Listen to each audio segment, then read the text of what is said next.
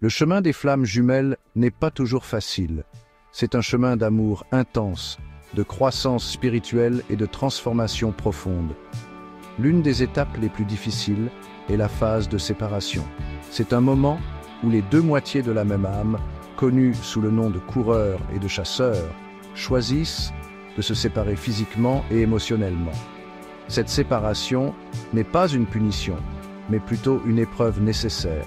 Elle sert de catalyseur pour que les deux individus affrontent leurs peurs les plus profondes, leurs insécurités et leurs problèmes non résolus. Le coureur, souvent poussé par son ego et sa peur de l'intimité, se distance de l'intensité écrasante de la connexion. Le chasseur, laissé à lui-même pour faire face à la douleur de la séparation, entame une plongée profonde dans la découverte de soi et l'éveil spirituel. Cette période de séparation, bien que douloureuse, est cruciale.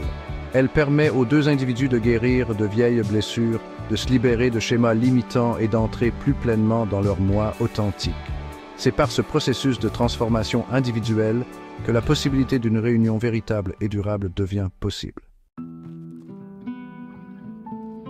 Alors que le coureur navigue sur son propre chemin de découverte de soi, il commence à faire l'expérience d'une série de synchronicités, de signes et d'éveils qui le ramènent vers sa flamme jumelle.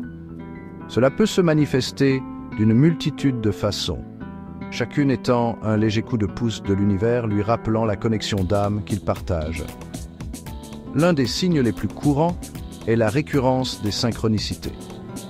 Le coureur peut commencer à voir le nom de son jumeau partout, entendre leur chanson commune en boucle ou rencontrer des nombres significatifs comme 11-11. Ces synchronicités ne sont pas de simples coïncidences.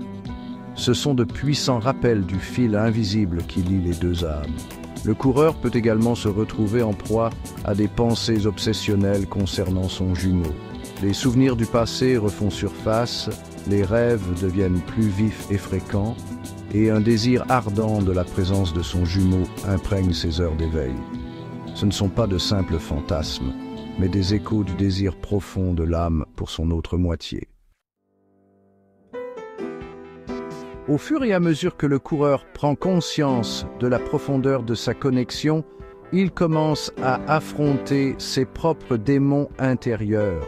La phase de séparation l'a forcé à faire face à des aspects de lui-même qu'il avait longtemps supprimés, menant à un profond processus de guérison et de transformation. Cette alchimie intérieure est souvent douloureuse, car elle exige du coureur qu'il affronte ses peurs et ses insécurités les plus profondes.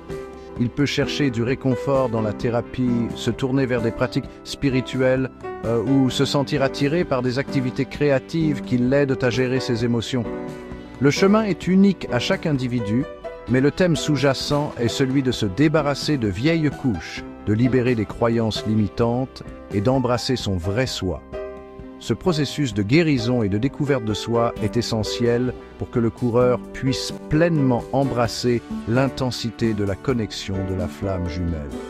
Ce n'est qu'en affrontant ses propres ténèbres qu'il peut vraiment apprécier la lumière et l'amour que représente sa flamme jumelle. Le retour vers la flamme jumelle n'est pas linéaire. Il peut y avoir des périodes de progrès suivies de moments de recul pendant lesquels le coureur intègre sa nouvelle conscience. Cette période précédant les retrouvailles, souvent appelée phase de pré-réunion, est une période de changement énergétique important et de préparation. Les deux jumeaux travaillent sur leur karma individuel, libèrent les blessures du passé et s'alignent avec leur moi supérieur. L'attraction magnétique entre eux s'intensifie et les synchronicités deviennent plus fréquentes et puissantes. C'est une période de sensibilité accrue où les deux jumeaux peuvent vivre des rêves intenses, des intuitions fulgurantes et un sentiment accablant de savoir que les retrouvailles sont imminentes. Cette période ne consiste pas à forcer une réunion, mais plutôt à s'abandonner au timing divin de l'univers. Il s'agit de faire confiance au cheminement, d'embrasser les leçons apprises est de cultiver une foi inébranlable dans le pouvoir de l'amour pour guérir et réunir deux âmes destinées à être ensemble.